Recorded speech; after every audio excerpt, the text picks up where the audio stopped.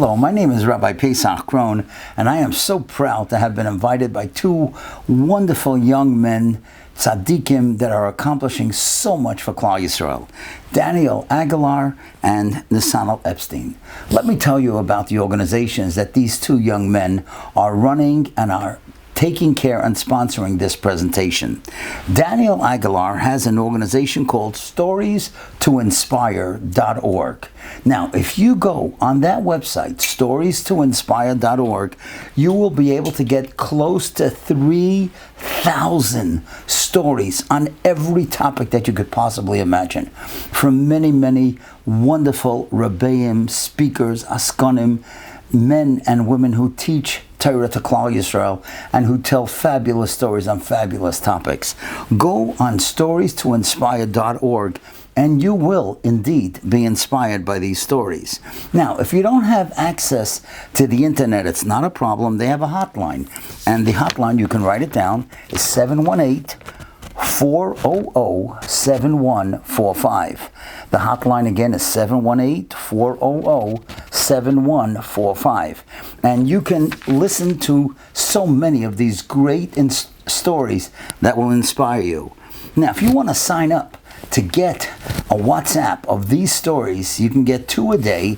The WhatsApp number is 310-212-1205. 310-210, that's the right number, 1205. Again, it's 310-210-1205. And the message there, just type in "add me" and you will be added and you will get these 2 stories every single day. So whether you go on StoriesToInspire.org or you go on the hotline or you go on the WhatsApp, you can be inspired by these great stories. Now, Nesanel Epstein has devoted his life to the mitzvah of tzitzis and talis, talisim. He's just an incredible human being.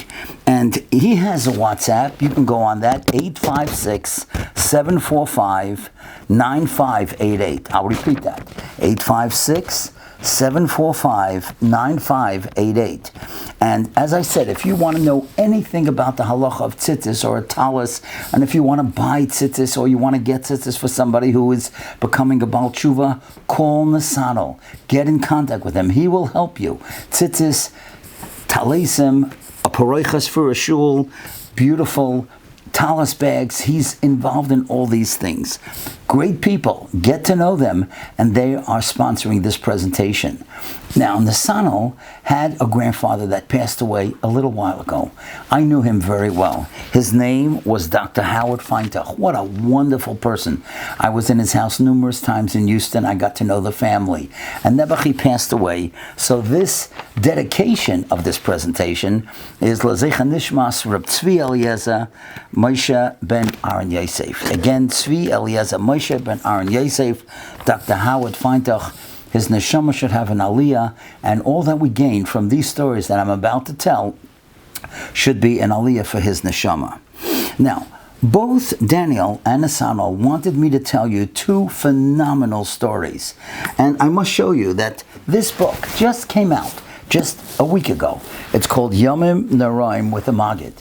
And in there, I have more than 130 stories and insights from Elul all the way through Yom Kippur. And I hope that they'll inspire you. And both Daniel and Nesanel felt that 2 of the most wonderful stories in this book are ones that we should all hear, and I am about to tell you them. The first one I call Wake Up for Your Creator. Now, this story happened with me when I was a teenage boy. My father sent me to Eretz Yisrael. I used to go to camp every summer. And that year, in that summer, 1964, he said to me, you know, Agudas Yisrael, the world organization, is having a knessia, a gathering, and many tzaddikim, admorim, Rosh Hashivas, Rabbanim, they're all going to be in Eretz Yisrael. I would like you to go. Now, I had never been on a plane, certainly not overseas, and he said, you go to Eretz Yisrael, go with your reel-to-reel tape recorder and record the speeches that these Gedolim will be giving, and then you can stay in Eretz Yisrael for a little while afterwards and go visit them, and you will grow from this experience. And certainly how right he was. And of course, I came there, and I thought that Eretz Yisrael was farmland. It was the first time I was in Eretz Yisrael. I didn't realize they have traffic and they have buildings and apartment buildings and telephone booths. Not too many in those days, but it was a modern country just like all other countries. And of course, there was the Knesset, and I heard speeches from Rabbi Yelapian and from Rabbi Baruch Taladano and Rav Moshe Feinstein, tremendous Gedolim, Rav Kreisworth. They were all there and they were all speaking. Now, after the Knesset, which lasted a couple days, I began traveling around Eretz Yisrael, visiting various Gedolim. Now, in those days, nobody called to America. The calls were too expensive, and with the time difference, it wasn't easy. You had to go to a post office to make an appointment, to be able to make a phone call. So I wrote letters, and I got letters from my parents. And one day, my father writes me, and he says, I heard that there's somebody who wakes up people for slichas. Is there any way that you could go? I know it's early in the morning, maybe 3, 4 o'clock in the morning, and he goes to the streets of Yerushalayim and the old city, not in the old city, we didn't have the old city yet, but near the Mandelbaum Gate, in the Bukharian Heiser it was called, and he wakes up people for slichas. Would you do me a favor? It would mean so much to me if I could get a recording of that. Now, I didn't even know if the guy still did it. I asked a lot of people. Some people said there used to be somebody who did it. Nobody knew for sure if he was still alive, if he was still doing it. I found out subsequently that it was a man by the name of Rabbi Krohn, and he was already an older person. And I took a friend of mine, and we went, it was 3:30, 4 o'clock in the morning, and we went down to where the Mandelbaum Gate is. That was kind of the border between Eretz Yisrael and Jordan at the time. We certainly didn't have the old city of Yerushalayim at the time. And we were waiting to see if we could hear somebody that's waking up people for slichas. And then in the distance, we noticed that there was a short person. He was standing in front of a 2-story building, and he was calling out something. We tried to make it out. And then we heard him say, Shtei doi fasliches, Shtei doi fasliches, wake up for sliches. Well, I know it was Elul, and he was waking people up for slichas, but that couldn't be what my father meant. I mean, there was nothing musical about it. There was nothing so special about it. Anybody could do that. Okay, he did it, but what was so special about that?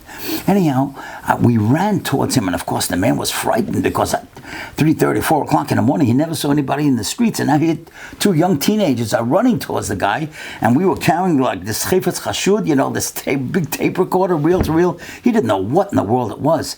And I said to him, don't worry, daigen it, we're Americans, we're okay. I just want to ask you something. And I said to him, I'm from America, I'm going back in 2-3 days, and my father said that there's somebody who wakes up people for slichas, and he sings a beautiful niggin. Do you know who that might be? And he looks me up and down and he says, Dos benich, that's me. I said, that's you? You're the one who sings that song? I certainly didn't hear him sing it before. I said, this is a tape recorder. I don't know if you know what this means, but if you would sing it and I'm going to put on this tape recorder, my father would be able to listen to it when I come back to America.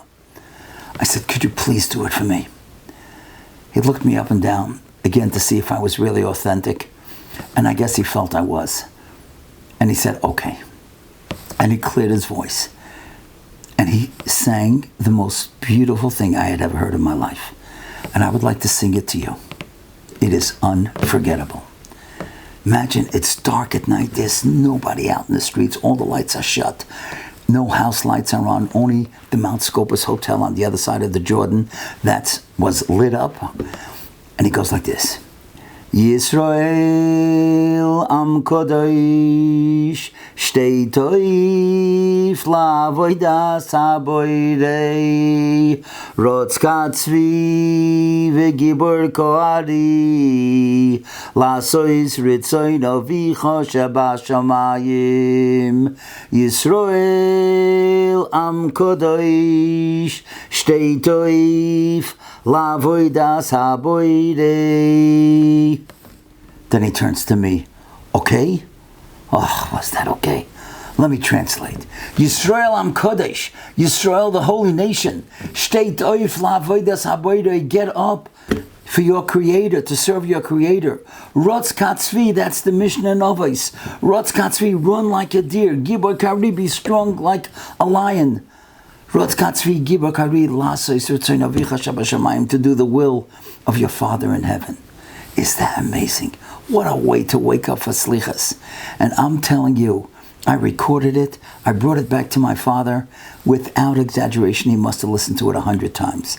He loved it. It was so beautiful. It was so authentic. It was so Eretz Yisrael. It was so slichas. It was so Elul. And that winter, 1965, was the first time Rab Shalom Shvadron came to America. And my father played it for him. I still remember at the dining room table. And my father said, Rab Shalom, I'd like to bring you back to Eretz Yisrael. And he played that recording. And tears came down Rab Shalom's eyes right here. This is Rab Shalom, the Maggid of Yerushalayim. He was in our home. I get the chills when I tell it to you. And he said, I remember as a little boy that Yid would sing it. And 4 o'clock in the morning, I would hear it. And then, after he finished, I just rolled over my bed, I put my blanket over me, and I went back to sleep. But how geschmack that was. How special that was. And Rab Shalom cried from that memory. Yisrael ham kodesh, teitoif lavoides haboirei, rotz katzvi v'gibor kari, lasais retzain avicha shabashamayim. Let's all try to live by that credo. Especially now in Elul, Sersi Mei Tshuva, when we say Slichas, let us reach the summit of Yom Kippur with Tshuva, Tefillah, and Tzedakah. That's the first story. Here's the second one. This second story is so great. Again, it's in this book. As I said, it's called A Shofar at Seashore. Also, one of the most moving stories I ever heard. A woman, Mrs. Leah Eisgrau, Allah Shalom, once told it to me. We were on a trip together. I led a whole trip to Europe. And on the bus, she told me this amazing story. There was a fellow, let's call him Nachman. Nachman was a Kollel fellow in America. And then eventually, he went into business and he moved his family to Eretz Yisrael. Now, every once in a while, he would come back to America to do business. And he had a friend, he had a cousin actually, Nati. Nati was not religious. And Nati and Zahava, they moved from Eretz Yisrael to America. They moved down to Miami. Nachman wanted to go, he made Aliyah to go to Eretz Yisrael. And his cousin did just the opposite. He left Eretz Yisrael to come to America. And of course, Nachman would go down to Miami every once in a while when he came to America. And he came to Nati's home. Of course, he couldn't eat in his house, and Nati understood that. So either they went out to one of the kosher restaurants, or else they would eat on paper plates. He would go to a kosher takeout place and get the food, and they would eat on paper plates with paper dishes and silverware or whatever. And that's how they would farbring. That's how they would get together. This went on every time Nachman came back to America.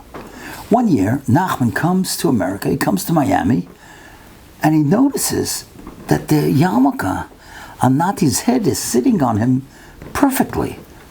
He knew every time when he came that Nati probably just put on the yarmulke 5 minutes before Nachman walked into the house, but now it looked like he was wearing it all the time. And he looked around, there was a mezuzah on every doorpost. And not only that, there was a sefer on the table. And Nachman was surprised. He said, Nati, has there been a change around here?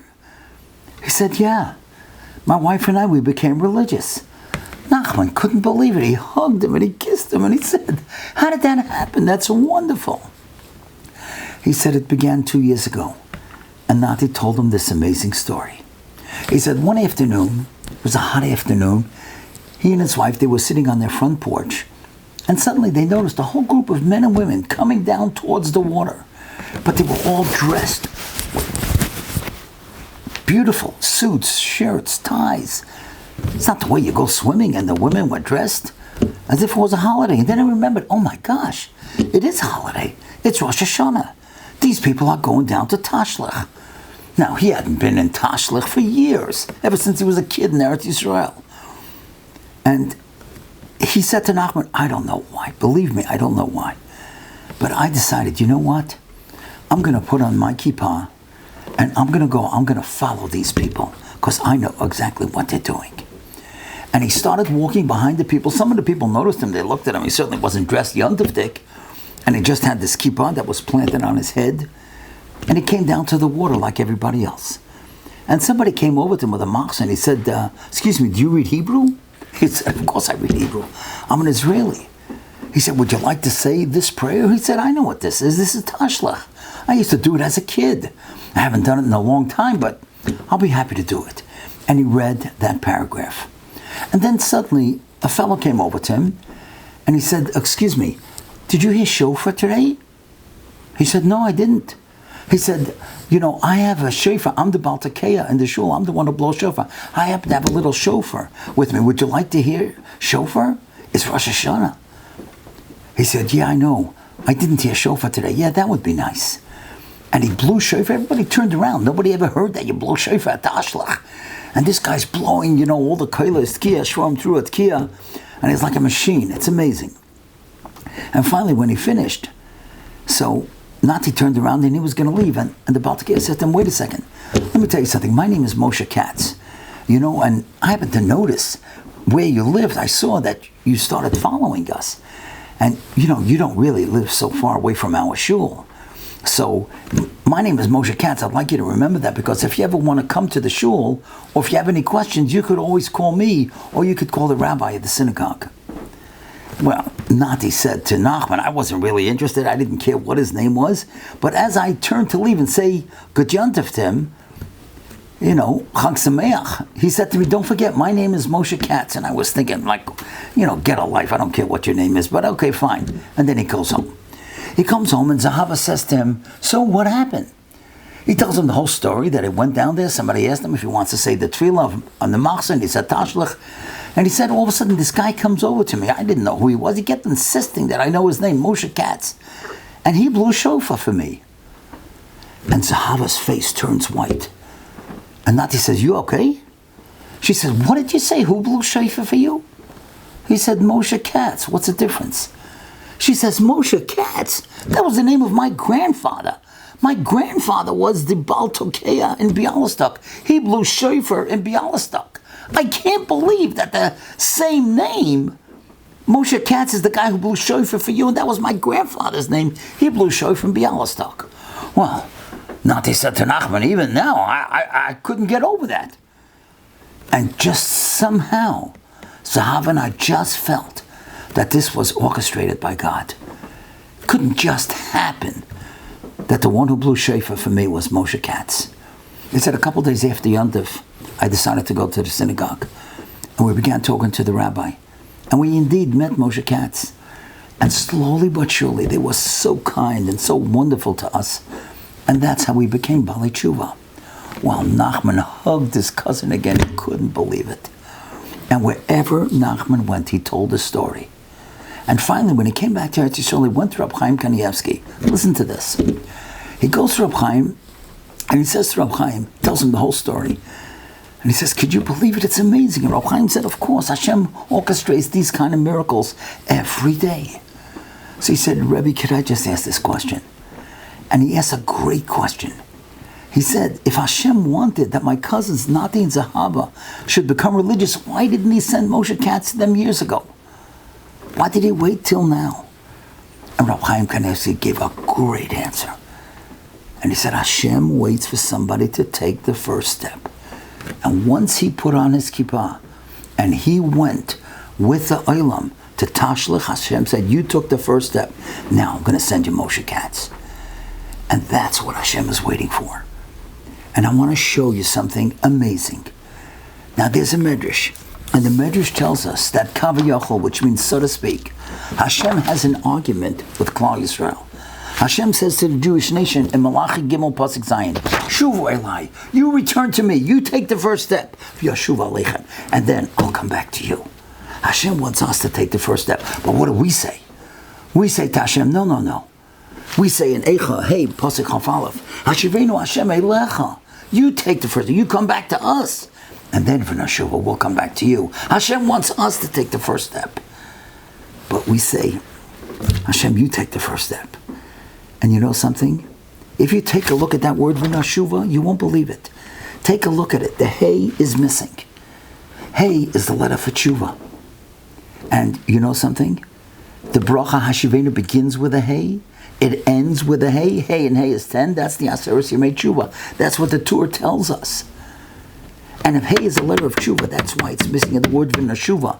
Because if Hashem has to wait for him to take the first step, and then we come back to Hashem, that's not the real tshuva. It's tshuva, but it's not the real thing. The real thing is when we take the first step. And that's what the Medrash tells us in She'ashirim, Perikei Beis. Omar HaKadosh Baruch Hu Yisrael. Hashem says to Yisrael, Bonai, my children, Pischli Pisach Echad Shel Tshuva. Open up for me the Pesach of Tshuva.